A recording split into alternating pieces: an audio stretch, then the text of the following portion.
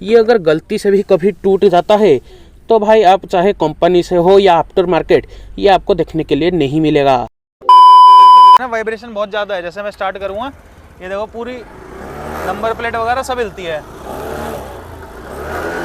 काफ़ी कम डिस्टेंस के अंदर ही ये घिस जाता है। सिर्फ 12,000। भाई 1 साल के अंदर आप 12,000 चला लोगे तो 1 साल में ही आपको टायर चेंज करना पड़ेगा, जो कि मुझे बिल्कुल भी अच्छा नहीं लगा। जितनी देर में इसे कनेक्ट करूँगा ना, इससे बढ़िया तो भाई मैं कहीं और जाके इतनी देर में डेस्टिनेशन पे पहुँच जाऊँगा।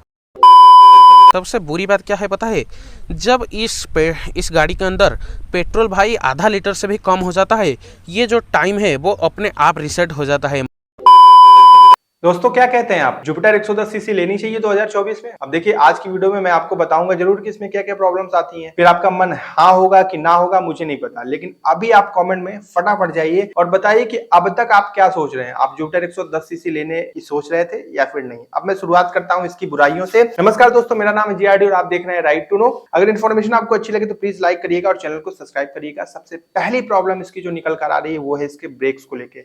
जुपिटर मेरे पास है, मेरी सिस्टर के पास जुपिटर है, 1 साल पहले ली गई थी और जेडक्स वेरिएंट है, तो डिस्क नहीं है उसमें, विदाउट डिस्क वाली है। तो भैया ब्रेक को लेके प्रॉब्लम तो आती है, क्योंकि अगर आप अकेले चला रहे हैं तो फिर आपको प्रॉब्लम नहीं है, लेकिन 2 लोग हो गए, गलती से 3 लोग हो गए, तो भैया अगर 50 की स्पीड में आपका जुपिटर है तो आप जब ब्रेक का इस्तेमाल करेंगे तो आपको ऑटोमेटिकली लग जाएगा कि यार ब्रेक और अच्छा होता तो मजा आ जाता। तो दूसरी प्रॉब्लम वो है सर्विस सेंटर डिले। भैया ये तो फ्रस्ट्रेट करने वाली चीज है भाई, क्योंकि मैं आपको बताऊं, मतलब सर्विस सेंटर पे ना बहुत टाइम लगता है यार। जुपिटर का मतलब सारी बाइक्स में लगता होगा, लेकिन जो कंपनी है ना टीवीएस, वो दावा करती है कि 1 घंटे के अंदर आपका जुपिटर आपको सर्विस करके वापस दे दी जाएगी, लेकिन ऐसा नहीं है। ये सब चोचले हैं भैया, कुछ ऐसा नहीं होता है। 5-5 घंटे लग जाते हैं, 6-6 घंटे लग जाते हैं, पूरा दिन का टाइम लेना पड़ता है, तब जाके स्कूटर अपना जो है सर्विस हो पाती है उसकी। ये सच बात है।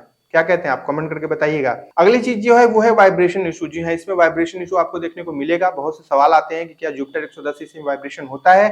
डेफिनेटली होता है, लेकिन ये इतना इरिटेटिंग नहीं है कि आपके बॉडी पेन होने लगे, ठीक है, लेकिन वाइब्रेशन होता है, ये आप अपने दिमाग में डाल दीजिएगा।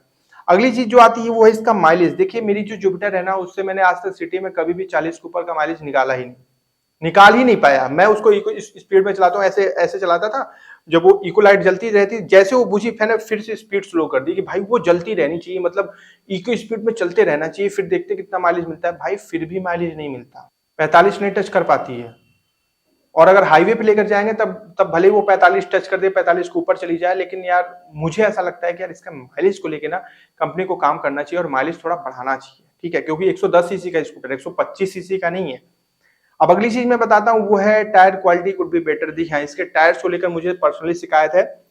पहली बात तो ये कि इसके टायर बहुत स्किड करते हैं, रेनी सीजन में, बरसात के समय में बहुत ज्यादा फिसलते हैं। और दूसरी बात ये है कि दूसरे स्कूटर्स के भी फिसलते हैं, लेकिन इससे कम फिसलते हैं। तो इसके टायर की अगर क्वालिटी बढ़ाई जाए तो शायद ये प्रॉब्लम भी कम हो सकती है। ये 5 स्ट्रॉन्ग पॉइंट्स मुझे ऐसे लगते हैं जो कि जुपिटर 110 सीसी में डेफिनेटली कंपनी को सुधारने चाहिए। अगर ये सुधर जाते हैं ना तो 110 सीसी में कमाल का स्कूटर हो जाएगा। और जो इसमें अच्छी चीजें हैं, जैसे कि इसमें आपको स्मूथ और रिफाइंड इंजन मिल जाता है, एलिगेंट डिजाइन है, फीचर रिच स्कूटर है, इसमें फीचर बहुत अच्छे आपको मिल जाते हैं। और इसमें वेरिएंट्स बहुत ढेर सारे आपको कंपनी देती है, अलग अलग वेरिएंट्स हैं, आप जो चाहें वो ले सकते हैं अपने प्राइस के हिसाब से, अपने बजट के हिसाब से। सिटी के लिए बहुत अच्छी बाइक मानी जाती है। और वेरिएंट्स की मैं बात ही कर ही रहा हूँ तो इसमें आपको 1 2 3 4 5 6 वेरिएंट हैं 2024 में। SMW base model, ZX model, ZX में disc model, disc bluetooth connectivity वाला मॉडल जिसमें ड्रम और डिस्क दोनों आता है, और सबसे लास्ट है क्लासिक एडिशन। इतने ढेर सारे वेरिएंट हैं। मैं आपको कीमत बता दे रहा हूँ। एसएमडब्ल्यू सबसे बेस मॉडल 73,000 रुपए एक्स शोरूम प्राइस है, और अगर आप इसके टॉप मॉडल पे जाते हैं यानी कि डिस्क कनेक्ट एडिशन पे जाते हैं तो वो आपको पड़ेगी 89,000 यानी कि 89,000 रुपए एक्स शोरूम प्राइस। अब इसमें आप 15,000 रुपए और ऐड कर दीजिएगा तो ये ऑन रोड प्राइस इसका आ जाएगा, ठीक है। तो प्राइस भी थोड़ा सा ज्यादा ही मुझे लगता है, लेकिन ठीक है, कोई बात नहीं। तो देखिए जुपिटर 110 सीसी में ये कुछ प्रॉब्लम्स है जो मैंने आपको बता दी। अब सवाल ये उठता है कि क्या हमें इन प्रॉब्लम्स को दरकिनार करके जुपिटर 110 सीसी ले लेनी चाहिए?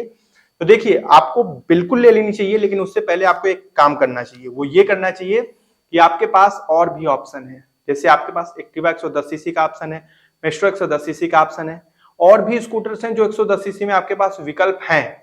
तो आप ना एक बार सबका टेस्ट राइड लीजिए, टेस्ट राइड लेने के बाद जो आपको सही लगे तब आप लीजिए। और अगर आप मूड बना चुके हैं कि नहीं हमको जुपिटर ही लेना है 110 सीसी, ले कि ना लें, तो ले लीजिए। और ये जितनी भी प्रॉब्लम्स है ना, इसे मैनेज करना सीख जाइए, तो फिर आपको कोई प्रॉब्लम नहीं होगी। खैर, मैं मिलूंगा अगली वीडियो में। कोई आपके डाउट हो तो कमेंट करके हमसे पूछ लीजिएगा और अपना ध्यान रखिएगा। जय हिंद।